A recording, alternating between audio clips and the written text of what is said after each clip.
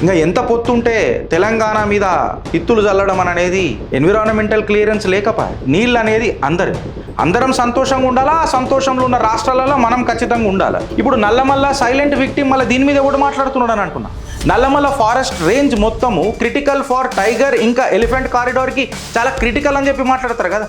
మళ్ళీ అలా ఆ ఎన్విరాన్మెంటలిస్టులు అందరు ఎందుకు మాట్లాడతలేదు? వేరే ప్రాజెక్ట్ అయితే ఇప్పటికీ పిల్లు పడిపోతుండే, మళ్ళీ దీని మీద ఎందుకు పడతలేదు?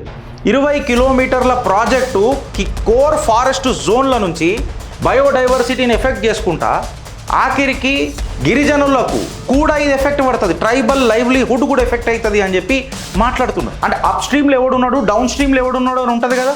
నీకేమో బై గ్రావిటీను గుంజుకోబోతున్నావా, నేనేమో ఎత్తిపోతలు చేయాలన్నా, అది కిందికే నీళ్లు పోతున్నాయి కదా నేను గుంజుకుంటా అంటే మళ్ళీ 3వ ఫ్లోర్కి నీళ్ళు రానికే నాకు కరెంట్ ఉండాలా, మోటార్ సబ్స్టేట్ ఉండాలా, మోటార్ ఎయిర్ లాక్ కావద్దు, ఇవన్నీ పంచాయతీలు ఉంటాయి నాకు. నీకు అట్లా కాదు కదా, త్రూ గ్రావిటీ నల్లిప్పినవా నీకు వచ్చే. మళ్ళీ అప్ స్ట్రీమ్ డౌన్ స్ట్రీమ్ రైట్స్ని నువ్వు కంప్లీట్గా వైలేట్ చేస్తున్నావు కదా. మళ్ళీ తెలంగాణని నేనే డెవలప్ చేసినా అని చెప్తాడు the political magician mister Nara Chandrababu Naidu గారు.